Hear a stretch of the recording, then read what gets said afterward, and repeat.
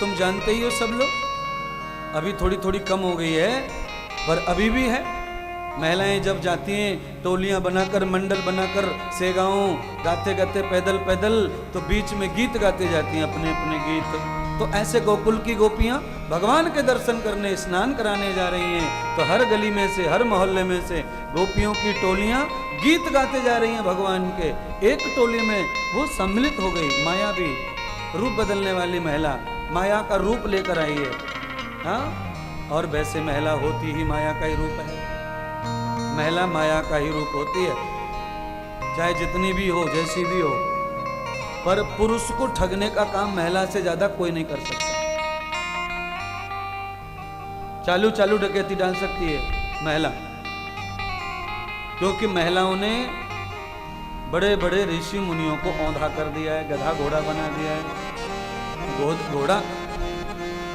घोड़ा बना दिया ऋषियों को। जिन ऋषियों ने शास्त्र लिखे, ऐसे ऋषियों को। अब ऐरे गहरे महात्माओं की तो बात ही छोड़ो, जिन महात्माओं ने शास्त्र लिखे, हजारों वर्षों तप किया, उनके तप में भी आग लगा दी महिला। महिला के अंदर वो गुण है, वो आकर्षण होता है, महिला के अंदर वो माया है। पुरुष में माया कम होती है। मेरे में माया जैसी है, मेरे में भी माया है, मैं भी लोगों को ऐसे कर लेता हूं अपनी तरफ। पर क्यों कर लेता हूं? क्योंकि मैंने भी कम से कम 70% महिला बना रखा है खुद को, इसीलिए मैं लोगों को ऐसे कर लेता हूं। अगर मैं पूरा पुरुष बन जाऊं तो कोई मेरी तरफ ऐसे नहीं होगा। पर ऐसी बात नहीं है, ये मजाक कर रहा हूं। विद्या तदम भूतानां सर्वयोगम समारथ। पूरे ब्रह्मांड को अपनी तरफ खींचने की ताकत विद्या में होती है, क्योंकि विद्या भी महिला का ही नाम है। विद्या किसका नाम है? महिला का। हाँ, ब्रह्मा की पत्नी का नाम विद्या है।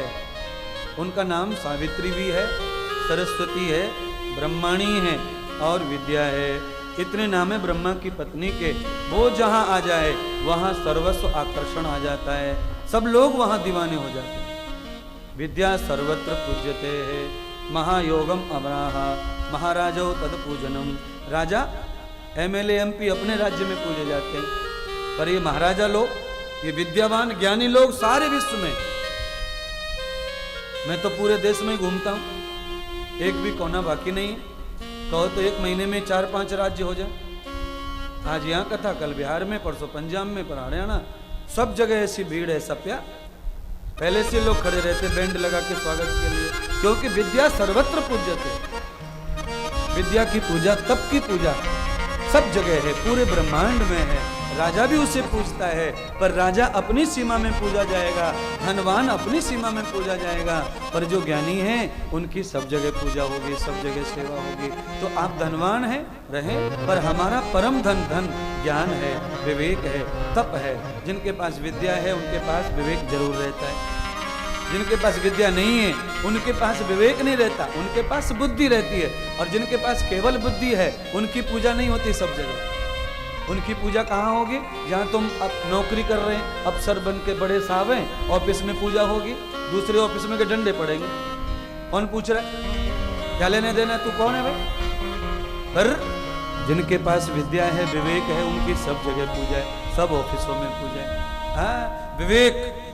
और विवेक कब होता है? जब भगवान प्रकट हो जाए तब विवेक आता है। बिना भगवान के विवेक नहीं आता किसी को। और भगवान प्रकट कब होता है? कब प्रकट होता भगवान? बिना सत्संग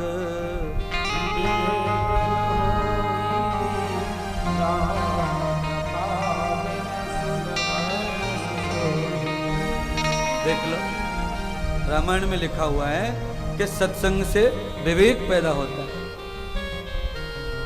और विवेक से भगवान पैदा होता है, विद्या पैदा होती है, मुक्ति, शक्ति, भक्ति सब विवेक से पैदा होती हैं। इसलिए भागवत में क्या है? विवेक है। बोलिए भ माने भक्ति, ग माने ज्ञान, व माने विवेक, और त माने तरण। ये भागवत में है। भ ग व, हाँ, भक्ति, ज्ञान और विवेक ये तीन चीज भागवत में मिलती हैं हमको, और इन तीन चीजों को आते ही हम मोक्ष में चले जाते हैं, मुक्त हो जाते हैं और हमारा तरण हो जाता है, भव सागर से तर जाते हैं भागवत के माध्यम से।